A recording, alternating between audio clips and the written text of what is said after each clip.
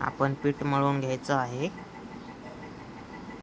पीठ मळून झालेलं आहे. आता पोळपाट घ्यायचा आहे चपात्या लाटायसाठी. असा एक गोल हुंडा घ्यायचा आहे, त्याला मळून घ्यायचा अगोदर. मळून घेतल्यावर थोडंसं असं दाबायचं, पुन्हा पीठ लावायचं, पुन्हा असं पोळपाटावर ठेवायचं, असं लाटायचं, सगळीकडून लाटायचं. आता चपाती लाटून झालेली आहे, पाहू शकता. अशी एकदम पातळ लाटायची सगळीकडून. आता तव्यावर टाकून घ्यायची आहे.